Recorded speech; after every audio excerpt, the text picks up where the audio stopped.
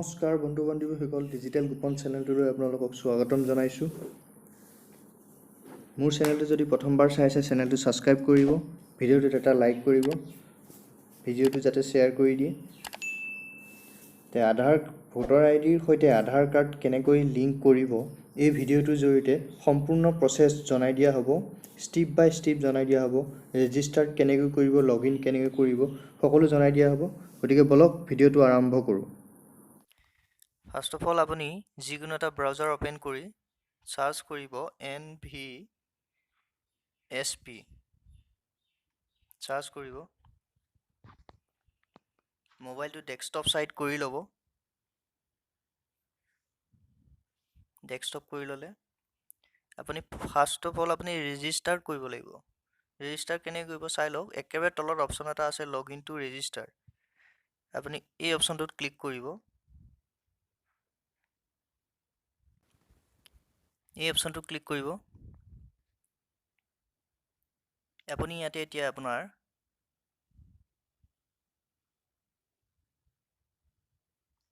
একেবাৰে তলত এটা অপশ্যন দেখিছে আপুনি ৰেজিষ্টাৰ নিউ ইউজাৰ।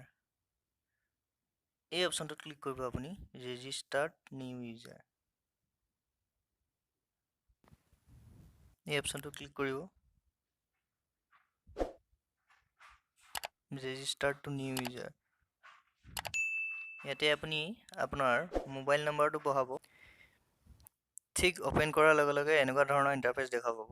ইয়াতে আপুনি আপোনাৰ মোবাইল নাম্বাৰটো বহাব। নেক্সট আপুনি কেপচাটো বহাই দিব চেম টু চেম।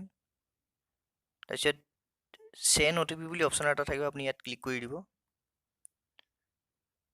আপুনি OTPটো ইয়াতে বহাব। তাৰপিছত ভেৰিফাই OTPত ক্লিক কৰিব। ভেৰিফাইড ক্লিক কৰাৰ লগে লগে ঠিক এনেকুৱা ধৰণৰ ইণ্টাৰফেচ দেখা পাব। ইয়াতে আপুনি প্ৰথম অপশ্যনটো চিলেক্ট হৈ থাকিব দিব।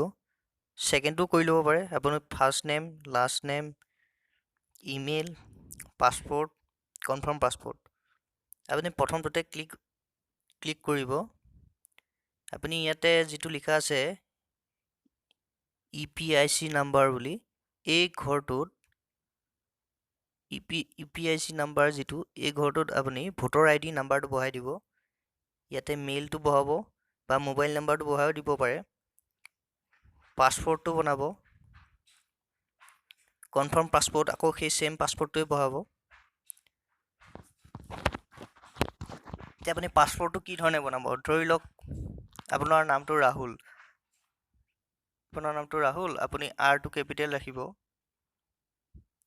A টো স্মল দিব, HUL ৰাহুল দি আপুনি @ দিব পাৰে, @gmail.com ধৰক, @123 দিব পাৰে, 123। এই চিষ্টেমত বনাব পাৰে পাছপৰ্টটো।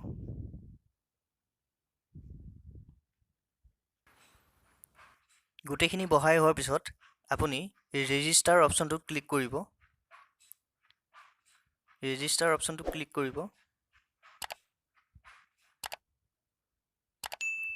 লগে লগে আপোনাৰ মোবাইলত মেছেজ যাব আৰু নেক্সট ষ্টেপটো আপুনি লগইন হ'ব লাগিব। লগইন কেনেকৈ হয় চাই লওক।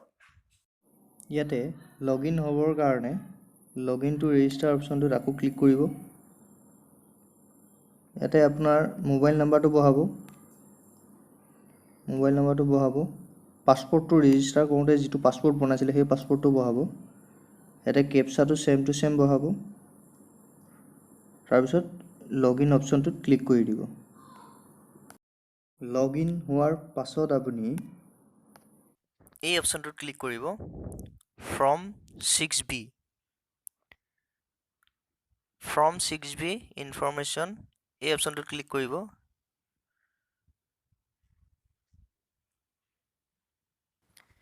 ইয়াতে আপুনি ফৰ্ম অপশ্যনটোত ক্লিক কৰিব, যিটো দিয়া আছে ফৰ্ম অপশ্যন।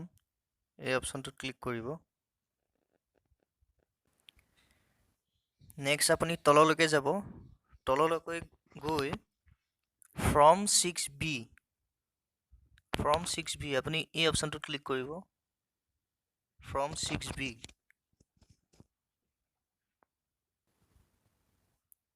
ফৰ্ম 6Bত অন কৰাৰ লগে লগে ঠিক এনেকুৱা ধৰণৰ এখন ফৰ্ম অপেন হৈ যাব।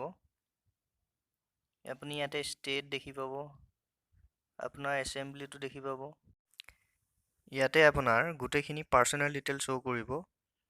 আপুনি জাষ্ট খালি ইয়াতে মোবাইল নাম্বাৰটো বহাব, ইমেইল আছে যদি ইমেইলটো দি দিব। ইয়াতে আপুনি প্ৰথম অপশ্যনটোতে ক্লিক হৈ থাকিব দিব, আই হেভ এ আধাৰ কাৰ্ড। ইয়াতে আধাৰ নাম্বাৰটো বহাই দিব, প্লেচটো বহাই দিব, ডেটটো অট'মেটিক তাৰ পৰা থাকেই, কেপচাটো ছেম টু ছেম বহাব আৰু প্ৰিভিউ অপশ্যনটোত ক্লিক কৰিব। প্ৰিভিউ অপশ্যনটো ক্লিক কৰাৰ পিছত ঠিক এনেকুৱা ধৰণৰ ফৰ্ম এখন অপেন হৈ যাব, ফৰ্ম 6B বুলি, letter of information of Aadhaar number for the purpose of electoral roll authentication. ঠিক এনেকুৱা ধৰণৰ ফৰ্ম এখন অপেন হৈ যাব। ইয়াতে আপোনাৰ গোটেইখিনি ডাটা শ্ব' কৰিব। ইয়াতে আপুনি জাষ্ট খালি ছাবমিট অপশ্যনটোত ক্লিক কৰিলেই হ'ল। এই ছাবমিট অপশ্যনটোত ক্লিক কৰি দিব। ছাবমিট অপশ্যনটো ক্লিক কৰাৰ পিছত আপুনি ইয়াতে এটা ট্ৰেকিং আইডি পাব, ৰেফাৰেঞ্চ আইডি এটা পাব। এই আইডিটোৰ জৰিয়তে আপুনি আপোনাৰ ফৰ্মখন, আপোনাৰ প্ৰচেছটো ভেৰিফাই হৈছে নে নাই গোটেই ডিটেইল চাব পাৰিব। ইয়াতে আপুনি এতিয়া ট্ৰেক ষ্টেটাছ অপশ্যনটোত ক্লিক কৰক। ট্ৰেক ষ্টেটাছ অপশ্যনটোত ক্লিক কৰিব।